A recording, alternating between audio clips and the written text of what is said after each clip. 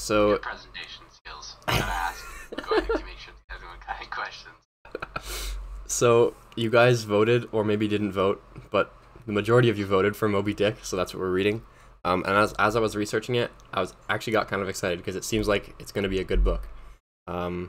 So outline, we're just going to go through some background, some quick terms, and then some locations, just so you guys can sort of get your bearings before you start reading, because it was written, a couple centuries ago, so it's some of the terminology, some of the English is maybe not stuff you're used to, so I'll give you as many tools as I can before you start reading so you don't get lost.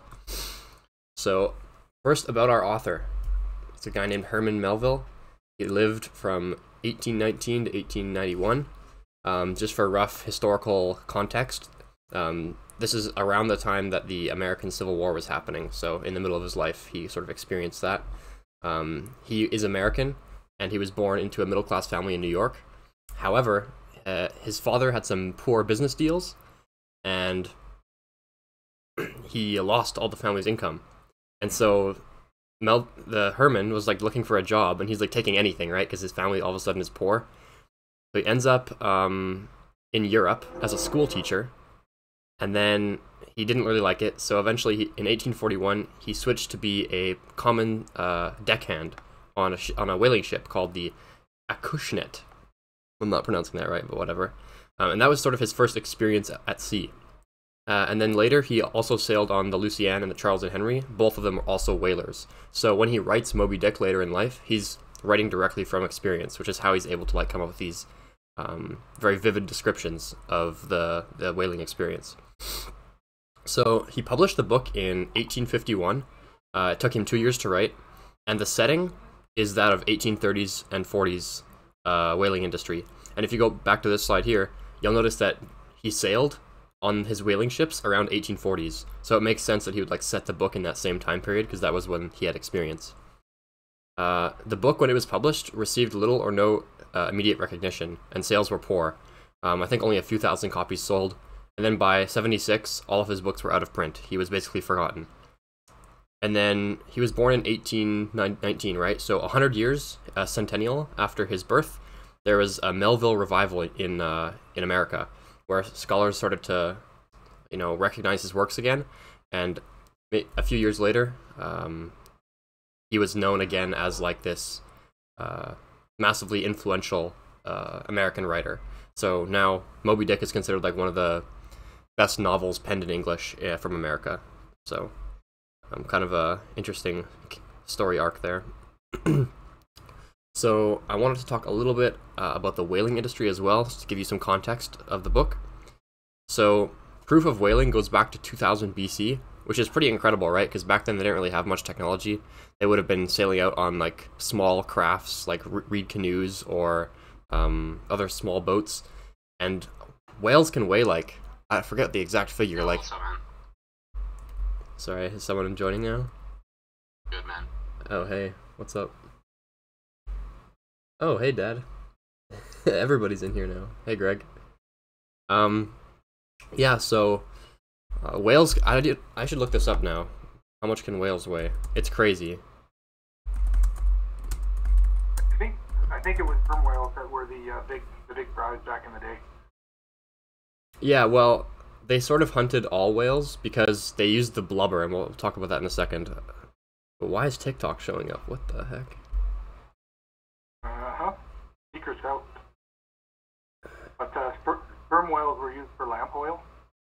Apparently they had a huge amount of oil in them. Thanks, Dad. I didn't actually know that in my 3 hours of researching this. Shut up now. Anyways, yeah, okay. Here's some beaked whales weigh up to like 15 tons. Anyways, they're massive, and we'll talk about this later, but like once you harpoon the whale, it like doesn't die right away, right? It like tries to escape, and it like pulls you around. And so it's incredible that these people were able to like kill whales. And of course, back in 2000 BC, when they kill a whale, they're using everything, right? The bones and every, like the baleen, which is like the thing that they used to filter krill. They use that to make different things. But by the time the 1800s rolled around, they basically were just killing whales for oil.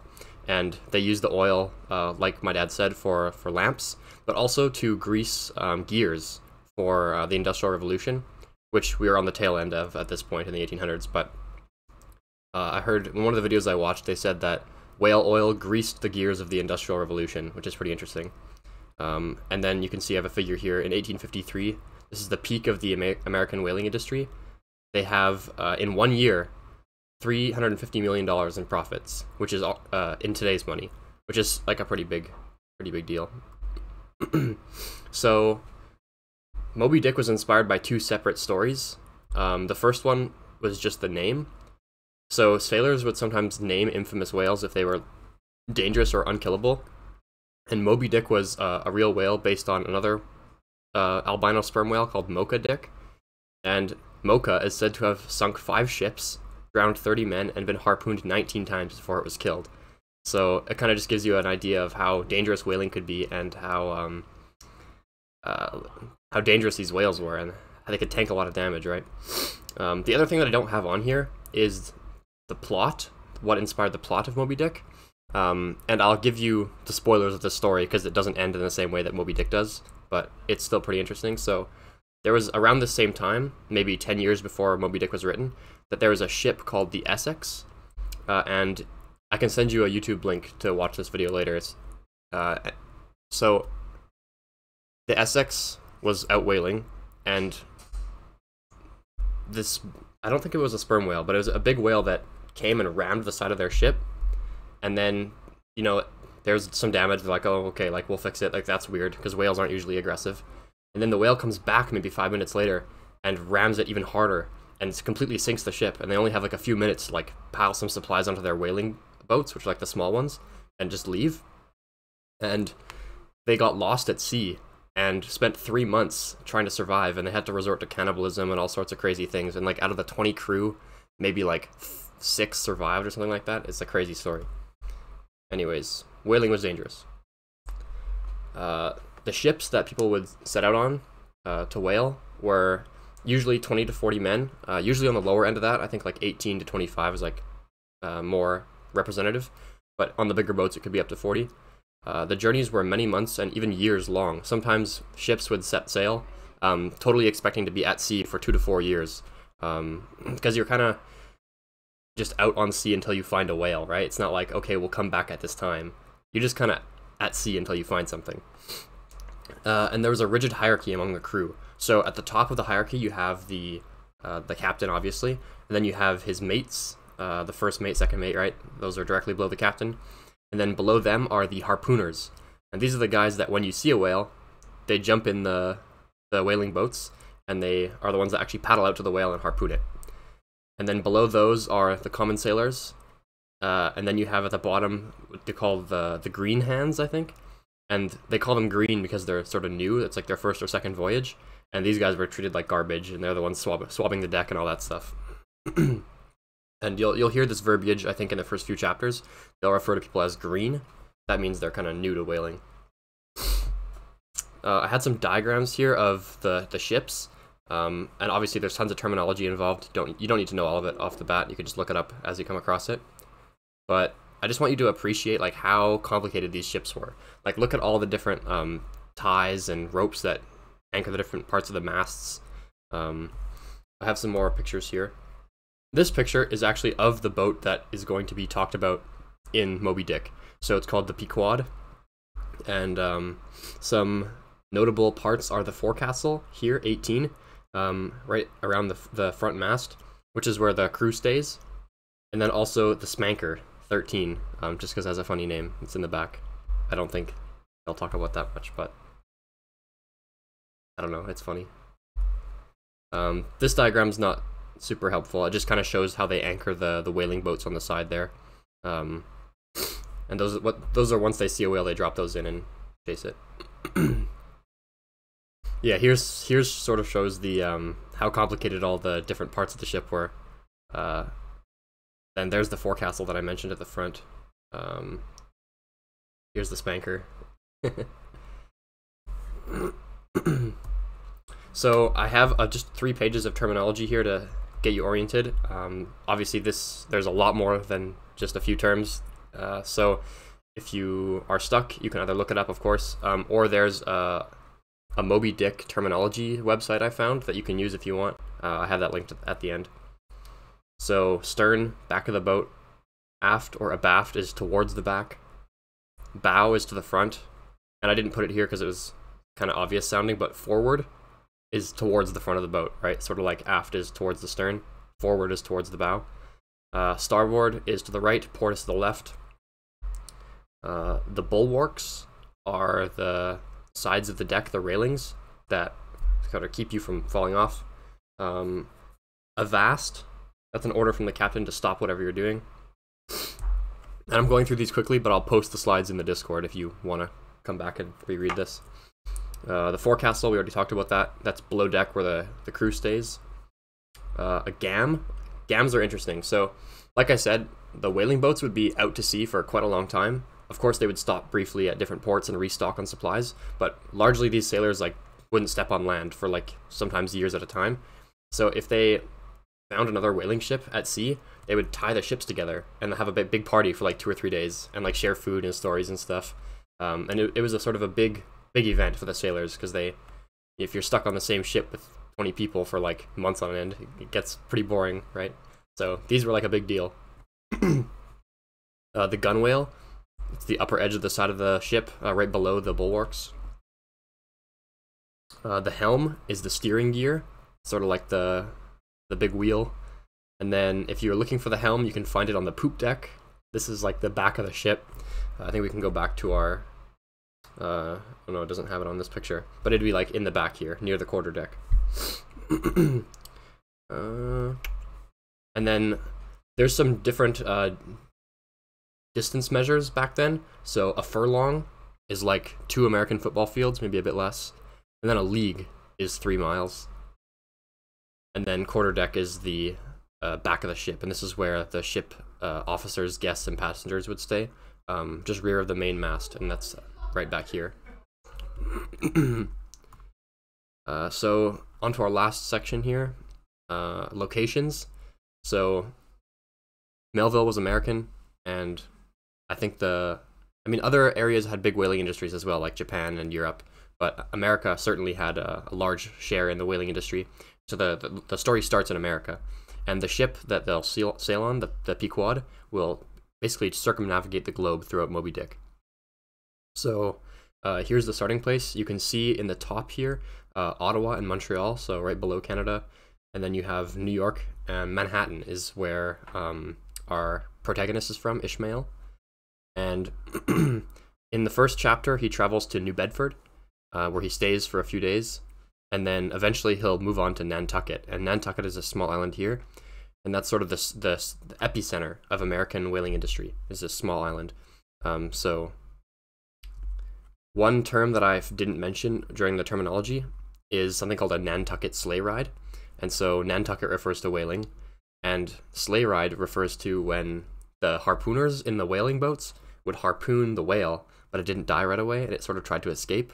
It would take you on a Nantucket sleigh ride, which I thought was kind of funny. Sad for the whale, but funny for the terminology. And then, so the map I just showed you here is, of course, up in the top left, and as they go throughout their journey chasing whales, they will cross the pond here, and then follow the west coast of Africa down to the Cape Horn, and then pass through some islands down here, up to the Indian Ocean, and then pass through Indonesia, and eventually up to Japan, where I think the story ends around Japan. So, broad scope of locations throughout the story. Yeah, and that's it. So the full book, I'll paste these slides again in the Discord, and these links at the end are all clickable. So this is the full book. Here's a full list of terminology. It's got a few hundred terms, so it's pretty comprehensive. And then here's a list of allusions off the same site. So if you see something mentioned that you don't really understand, a good example would be the Euclidean. It mentions that in the first few chapters, which is a Mediterranean wind. It's actually the wind that wrecked Paul's vessel, Apostle Paul, onto Malta in the Book of Acts. So if you don't really know what that sort of he's alluding to there when he uses that, there could be in this link. And then this is the link that had the map of the locations, so it kind of has a blurb about each place they stop throughout the voyage. So you can check those out at your leisure. And yeah, that's basically it. So that was kind of fast, but and then for next meeting, which will be in 2 weeks, we can chat in a second about timing. But it'll be Sunday after lunch at some point. I'm going to assign the first 6 chapters, which is 50 pages. And if you have 2 weeks to do it, that's 4 pages a day. Less than 4 pages a day. So it should be pretty doable. That's a lot of reading. You read like a book a day, Seth. I don't know what you're talking about. Sorry, Elias? I'm illiterate. So Okay. Yeah, me too. Maybe it's quite difficult for me. So you can look up Honestly, Chrome don't browser know why I said that extension. your book was good. Chrome browser extension will read the book to you out loud. I like I it. appreciate it. Yeah, no worries. I'll send you a link. Okay, so any questions in regards to the content or in terms of timing for next week? Or not next week, sorry, next meeting, which is in 2 weeks. No? Crystal clear? Perfect. Yeah, I got a quick question here. Yeah, Are we reading up to chapter 6 or chapter 6 included? chapter 6 included. Yeah. Good question, thank you. So in regards to timing, I'll talk in Edmonton time. How does 2:30 work for everybody? Or a little bit later, a little bit sooner? I'm free all day on Sundays, so works for me. Sorry, Jimmy? Works for me. Okay. I think that might be a bit too late into the night. I think something like 4:30 a.m. might work. Oh yeah, he's up on his grind at 4 a.m. So yeah, that's perfect. I'm sure everyone would love to wake up at that time to do book club. Sounds wonderful. Thanks. Okay. Glad you guys understand. So I guess we'll stick with 2:30 Edmonton time, and the next meeting will be in 2 weeks, which is February 26th. And I'll put this in the Discord as well. And yeah, we'll meet there at February 26th at 2:30 Edmonton time, first 6 chapters. You're welcome Thanks to. for the presentation, Jonah. Let's go. No worries. Thank you for coming. You're We had a very good Sorry, turnout today. Russian. So I appreciate you guys for coming and for showing interest in an old grandma activity. You're welcome to stay and chat, but the meeting is officially over, so thanks for coming, everybody. Actually, I have